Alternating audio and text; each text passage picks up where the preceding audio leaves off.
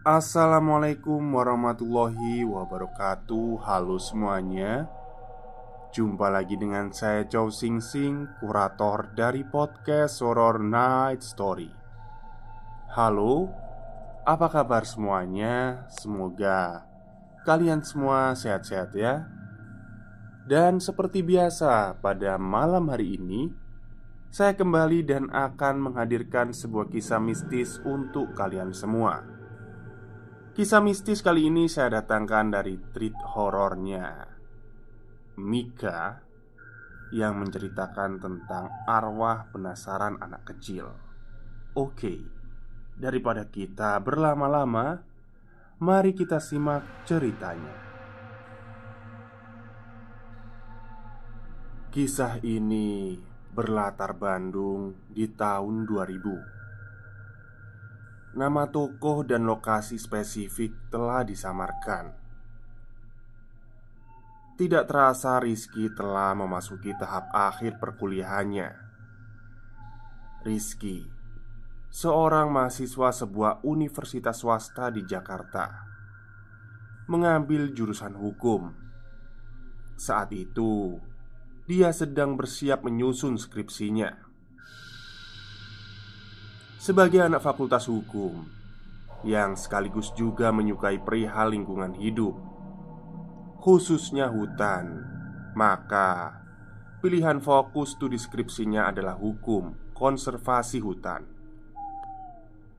Rizky memiliki paman yang tinggal di Bandung, yang kebetulan seorang tenaga pengajar utama di salah satu universitas di Bandung. Pamannya memang bukan seorang berlatar hukum, melainkan seorang pakar ekologi dan konservasi, sebuah bidang ilmu penelitian yang utamanya adalah keberlanjutan pembangunan yang seiring dengan kelestarian lingkungan hidup. Rizky berpikir akan menyambangi pamannya itu di kota Bandung untuk dapat berdiskusi dengannya dan mendapatkan masukan tentang rencana penulisan skripsinya itu. Hari dan waktu keberangkatan telah ia rencanakan. Minggu depan hari Kamis sore, menggunakan bus dari Terminal Kampung Rambutan, Jakarta. Tibalah di hari yang direncanakan. Pukul 4 sore bus yang dinaiki Rizky berangkat menuju Bandung. Tiba di kota Bandung, di Terminal Lewi, pukul setengah 9 malam. Kelihatannya Bandung di hari itu seharian telah diguyur hujan. Itu terlihat dari suasana terminal yang terdapat banyak genangan air di beberapa titik. Terminal masih terlihat cukup banyak orang oleh para calon penumpang, juga para pedagang jajanan, meskipun tidak bisa dibilang ramai.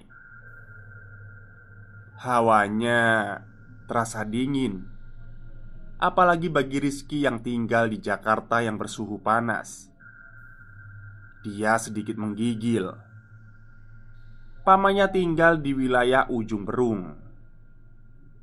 Ini bukanlah kali pertama Rizky menyambangi pamannya itu dengan menggunakan bus. Maka dari itu ia sudah hafal harus menyambung bus apa menuju ke sana. Dari Terminal Lewi Panjang, dia menaiki bus Damri jurusan Terminal Cicaheum.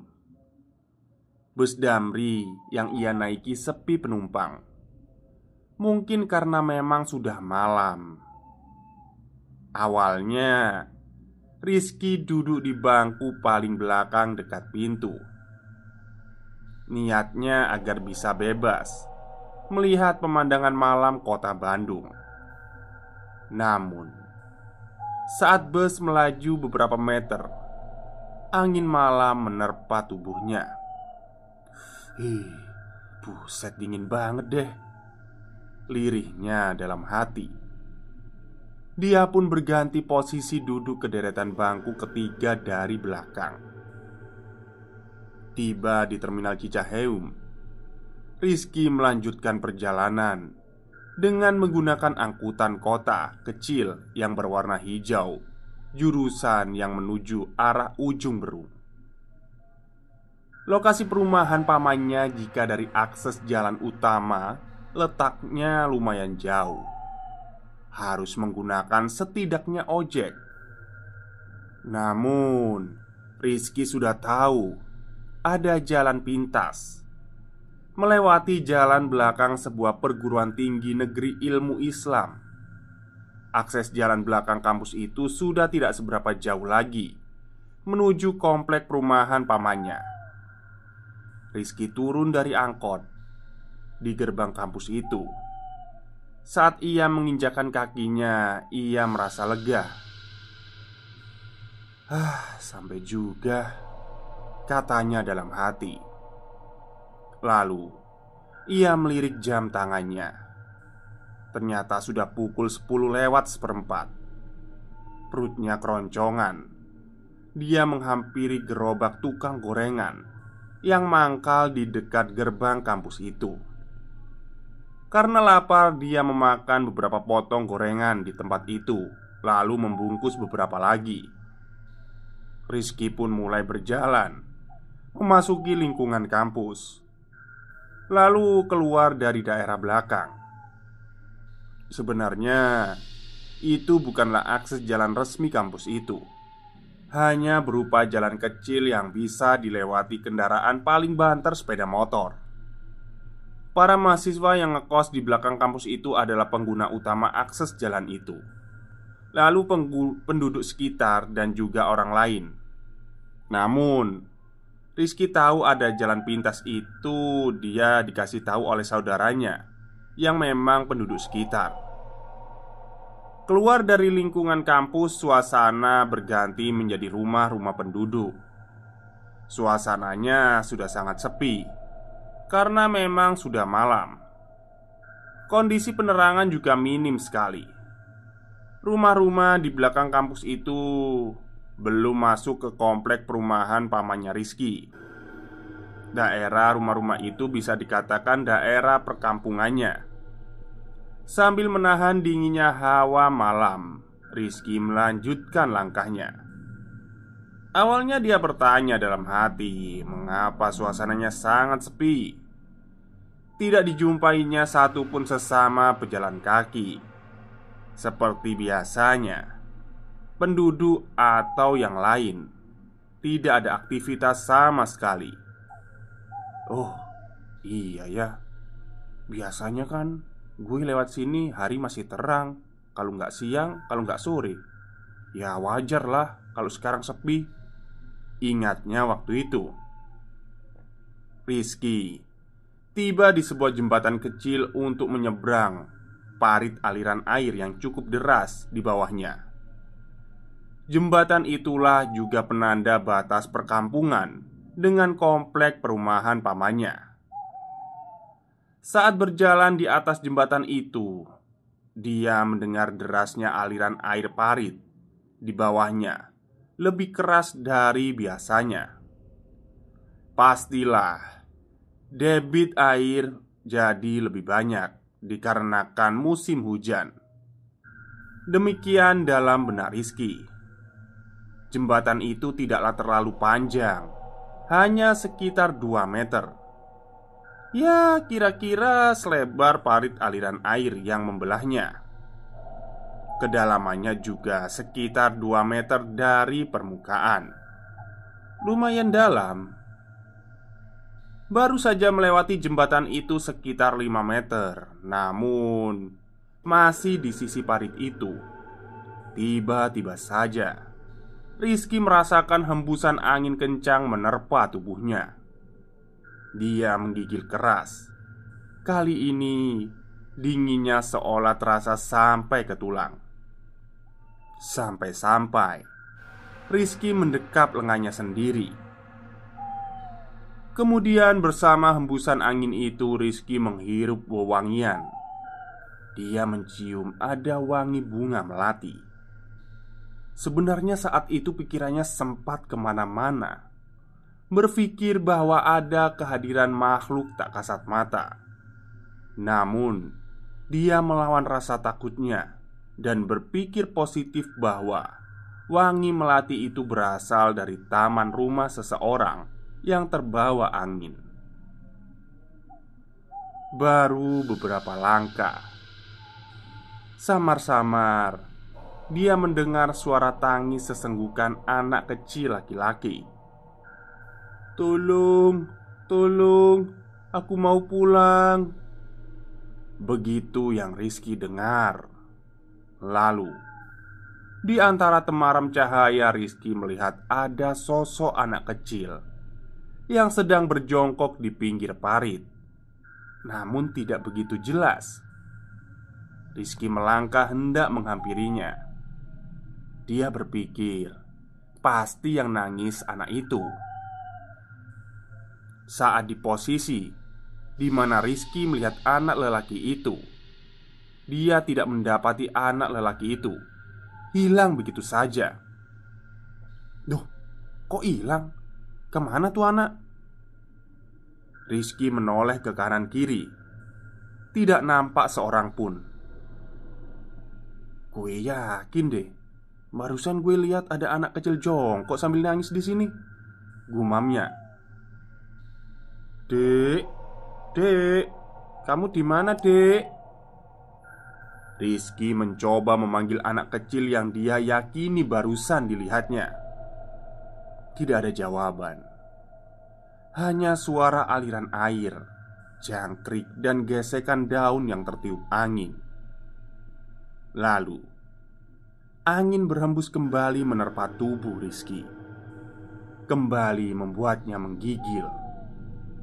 Lalu wangi melati tercium lagi. Kali ini wanginya tercium pekat di hidung Rizky. Di momen itu, mulailah Rizky berpikir yang aneh-aneh. Dia mulai berpikir bahwa sosok anak kecil yang dilihatnya sambil menangis, minta tolong, itu bukanlah manusia. Bebarengan dengan pikirannya itu, bulu kuduknya meremang berdiri. Lalu Rizky mempercepat langkahnya, bergegas, tidak sabar lagi ingin segera tiba di rumah pamannya. Saat jarak Rizky belumlah terlalu jauh dari situ, kupingnya kembali menangkap suara tangisan anak kecil itu lagi. "Tolong, tolong." Sebenarnya dia ingin berlari karena takut, namun khawatirnya nanti malah dikira maling jika ada orang yang melihatnya. Mana ada orang lari-lari di malam selarut ini, kan? Kalau terlihat orang pasti curiga kenapa-napa, pikirnya. Setibanya di pagar muka rumah pamannya, Rizky merasa lega. Rasa lega yang berlipat ganda daripada saat sampai diturun di depan gerbang kampus itu. Kemudian dia membuka pagar lalu langsung memasuki teras rumah dan mengetuk pintu rumah pamannya itu. "Assalamualaikum, Wak, Wak," seru Rizky kepada penghuni rumah. Wak adalah sebutan kepada kakak orang tua kita dalam bahasa Sunda. Namun ternyata tidak ada jawaban. Dia melirik jam tangannya. Dilihatnya hampir pukul 11 malam. Waduh, apa udah pada tidur ya? Pikir Rizky kala itu. Rizky mencoba kembali mengetuk pintu rumah. "Assalamualaikum, Wak Jajang, Wak Eli." Tidak juga ada respon. Dia mencoba sekali lagi. "Wak Jajang, Wak Eli, Assalamualaikum, ini Rizky, Wak." Pada percobaan ketiga, barulah Rizky mendengar ada suara dari dalam. Lalu terlihat gorden terbuka sedikit. Seseorang sedang mengintip sebelum membuka pintu kunci rumah. Rizky," kata seseorang dari dalam. Itu istri papanya. Pintu rumah pun dibuka. Rizky melihat Waeli menyambutnya, ditemani ketiga anaknya. Rizky diterima di ruang santai depan televisi. Secangkir teh manis hangat disuguhi oleh Waeli. "Maaf ya, Wak Jajang udah tidur, capek katanya. Habis seharian ngajar di kampus," papar Waeli. "Ah, nggak apa-apa, besok aja, Wak. Lagian, Rizky kan sampai hari Minggu di sini," balas Rizky. Kemudian Rizky dijamu makan malam. Di meja makan sambil menemani Rizky makan malam, Waeli bercerita bahwa komplek perumahan sedang diteror arwah anak-anak katanya. 4 hari yang lalu, sewaktu hujan deras di sore hari, ada anak kecil laki-laki yang hanyut terseret aliran air di parit dekat jembatan kecil. Anak kecil hanyut terseret air. Dalam bahasa Sunda disebut budak palit. Baru ketemu besoknya dan sudah menjadi mayat, kata Waeli. Sejak mayat itu ketemu, malamnya ada suara anak kecil nangis sambil minta tolong dekat jembatan.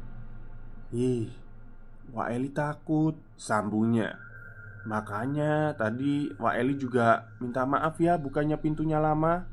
Takutnya ada setan. Mana ini malam Jumat," lanjutnya. Mendengar uraian cerita Waeli, Rizky jadi sulit menelan makanannya. Selesai makan malam, Rizky pamit istirahat. Rencananya baru besok dia akan menceritakan apa yang dia alami di jembatan tadi. Saat hendak tidur, Rizky sulit memejamkan matanya. Dia terngiang-ngiang suara anak kecil itu. "Tolong, tolong, tolong aku." Selesai. Baik, itulah cerita singkat dari tweet Twitternya Mbak Mika lagi ya. Dan kali ini menceritakan tentang arwah penasaran anak kecil yang hanyut di sebuah parit. Baik, mungkin itu saja pada malam hari ini. Semoga kalian semua suka. Selamat malam dan selamat beristirahat.